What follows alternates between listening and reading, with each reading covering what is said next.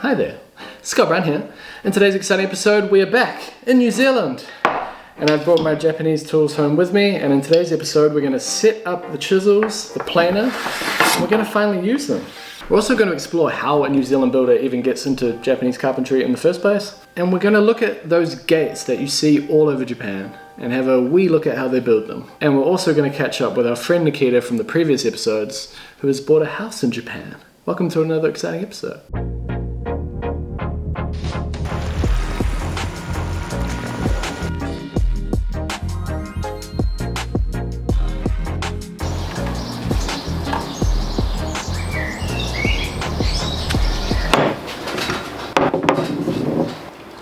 Very excited to be trying out these new Japanese tools that I bought in Japan. If you missed that video, I went to Mr. Inoue and I bought some beautiful Japanese hand tools. And there's a couple that I want to try in particular. The chisel set. I have to set the chisel set. I'll explain that in a sec. The instructions for that are here. And I've got a block plane here that I bought from a cheaper store. And then the beautiful block plane, kana they call it, that I bought from Mr. Inoue. Isn't that a thing of beauty? Alright, so I wanted to have a play with these block planes, set them, get them working right. And I also wanted to set the chisels. So this is a classic Japanese chisel. It has this steel ring at the top. And that steel ring stops the timber handle from splitting. The ring at the top is called the katsura. First thing is to take that off. Alright. Make a good wedding ring. File the ring with a round or half round file. I don't have that, so we're just going to use sandpaper. I guess this is just to make it grippy, so when I hammer the ring back in, it doesn't want to slip out again. And we were in Japan for 5 weeks, and we pretty much filmed the entire time. And I haven't used all the footage. So there was one day in particular where we went to a craft village.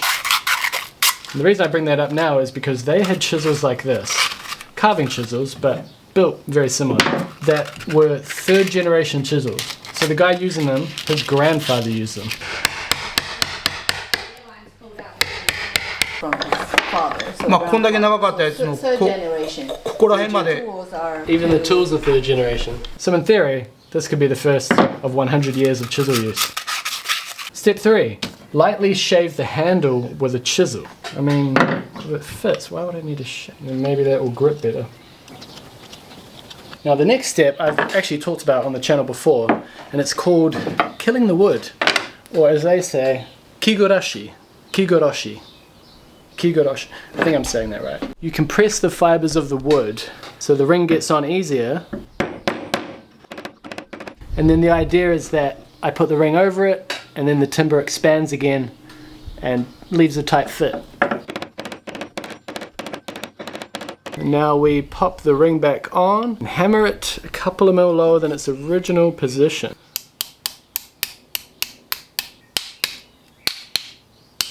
There we go. Does that kind of look the same? Does that look, it kind of looks the same.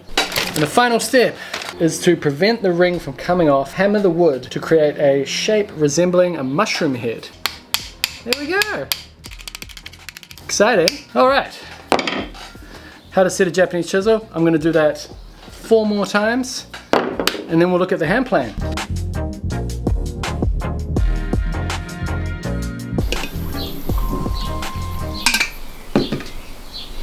So just like the wood carvers that I met in that tiny village, maybe this will last 100 years.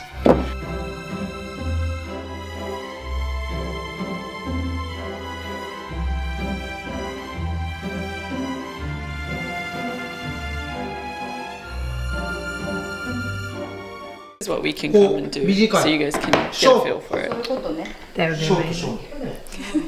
It's definitely a future for you, Nikita. I think so too. Quite proud.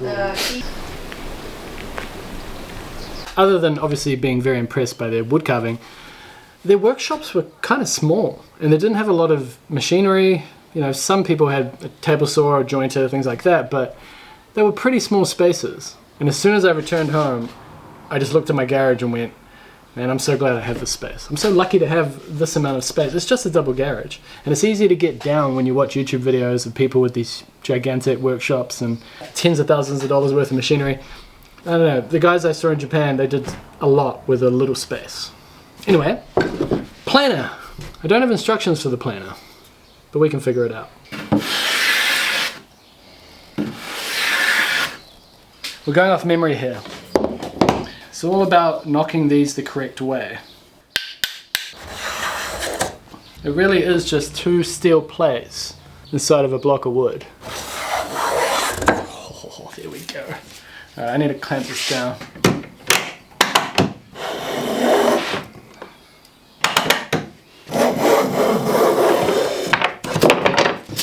Too much.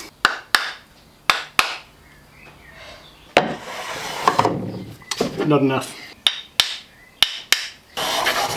Oh yeah, that's something. Oh.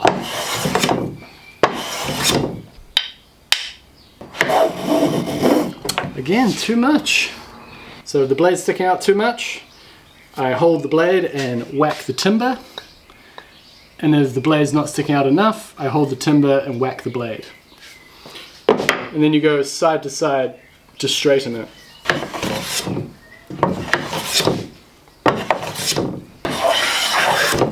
Oh baby. Can you see that? It's like smooth as glass. The Rimu might be giving me a hard time. Rimu can be quite tough. But luckily, I have some cedar. Oh. Beautiful. It's working now. Hey Jess, have a sniff. It will not be treated timber. You'll know when you smell it. Oh, cedar. Oh, that's so nice. Smells like a sauna. Not bad, huh? As some potpourri. Yeah. Cool.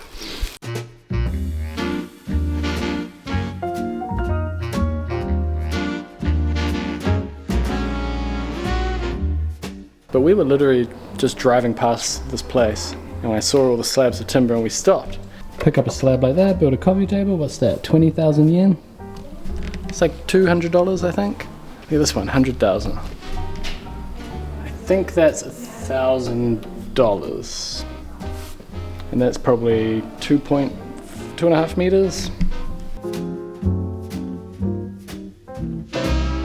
We don't actually use cedar in the same way that they used it in Japan. In Japan, it was everywhere. It was framing. You'd walk past building sites and hinoki and cedar would just be wafting from them.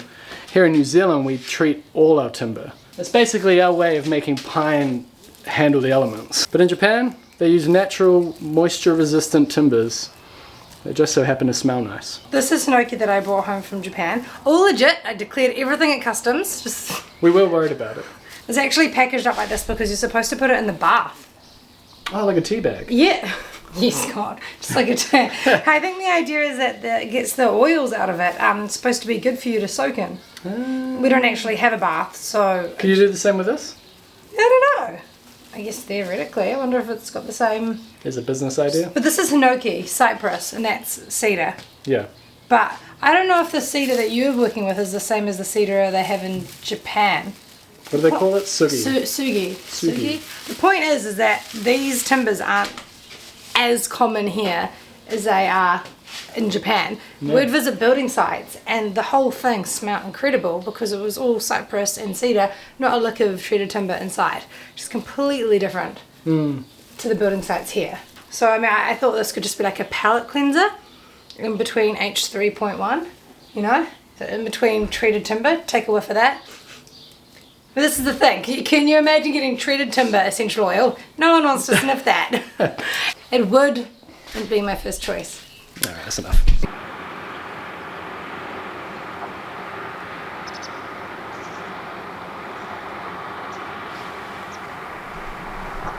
This episode is brought to you by Squarespace. Squarespace is an all-in-one platform where you can build your online presence and run your business. Squarespace have thousands of templates to choose from and they have all different styles, so you're bound to find something that will match your website. You can also host your domain name on Squarespace. So whatever your website is, .com, you can get that on your Squarespace profile. And if you already have a domain on some other service, you can transfer it with Squarespace Domain Transfer. Squarespace also have a new feature called Design Intelligence, where they utilize AI to build a website around you. So you input information about your business and your aesthetic and the things you're into, and then it will build a website. And then once it's done that, you can go in there and tweak things to get it just right. Is that how it works? Yeah. Cool, huh? So what are you waiting for? Try it out for yourself, because Squarespace also offer a free trial, so you have nothing to lose. But when you're ready to launch your own website, make sure you go to squarespace.com/Scott Brown Carpentry, and you can save 10% off your first purchase of a website or domain. Thanks, Squarespace. The teeth of the blade are angled downward, so as you pull, it's biting in. It's the exact opposite of a European saw. On a European saw, when you push, that's cutting. When you pull, that's not cutting. So when you start a European cut, you go like that a few times before pushing in. And it's the opposite with this. You go forward, a couple of strokes, make a little notch, and then you can start pulling it.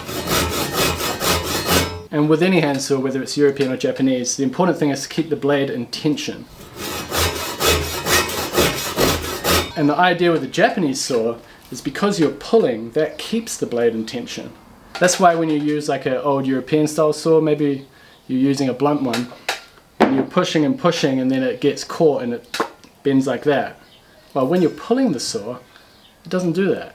So there is a method behind the Japanese pull stroke. And with the planer, it's similar. You're pulling it towards you. So they would argue that you're in more control when you're doing that. 日本人は柔道とかこう引く力面白い。柔道ってこうなんていうのこういうふうにねで例えばヨーロッパとかだったらボクシング強いよねこういうスポーツが Like a way, but で多分 And another way of looking at it is it's a safety thing as well. As you're pulling things towards you, you're not endangering the people around you.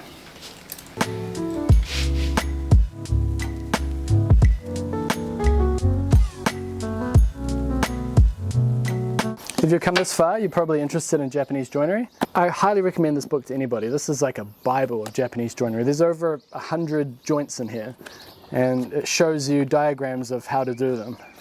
Doesn't that look like the plywood ceiling that we did? Nikita's ceiling? It's the same. It's exactly the same. And the person that recommended this to me, although he didn't know it, was Samurai Carpenter on YouTube. He's a Canadian and he's like a master woodworker, and he's obsessed with Japanese carpentry. And 8 years ago, when I was watching his channel before I started mine, that's how I got interested in Japanese carpentry and joinery and woodworking. And he had this on his book list, so I bought it.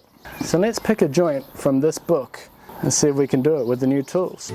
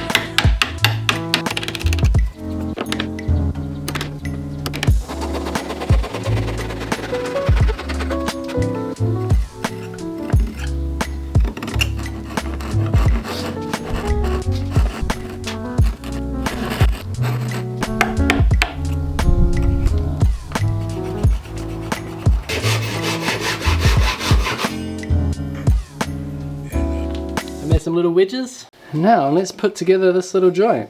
So I left the little notch in there like the diagram. So now this is able to go through and then drop down into place like so. And then do the same on the other side. And this is where the little wedges come in.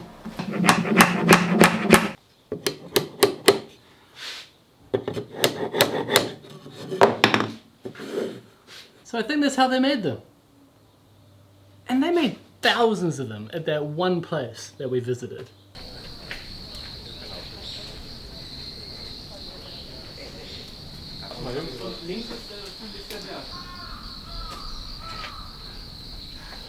That times what, 1,000? 4,000? Maybe more.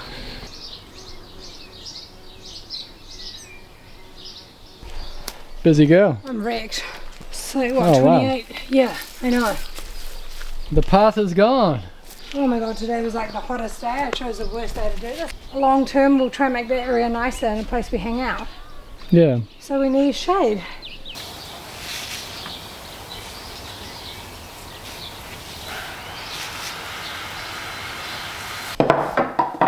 That was a little bit tricky, to be honest. To think they have these gates all over the country and they're built like this, even more complex because there's another bit over there that I didn't even do. And they probably have crazy joints in them as well. To think they did all of that, think of the amount of carpenters needed, the amount of trees, and the amount of skill level. And there was thousands on that one hill alone with the orange gates. It's crazy. And you're really struck by that when you walk around Japan, which we're obviously very influenced by, and we'll have to return because we met so many amazing people. We met subscribers, we bumped into subscribers while we were there. And we met many amazing people, including Nikita, who has bought a house in Japan, which you might have seen in the previous episodes. Speaking of Nikita, we really got to know her really well in that short amount of time, and feels like we've been friends for years now. She was a subscriber, she watched the videos, and just reached out to us when we had that episode 400, and we mentioned, oh, you know, we'd like to go to Japan one day and do some building there if possible. And from that, we ended up making a great friend and having this really cool experience. She's continuing to renovate her house. After we left, she carried on with the floor framing. I'm starting in here this morning on my own. Just eyeballing these last joists that Jess and I put in. They're all so out.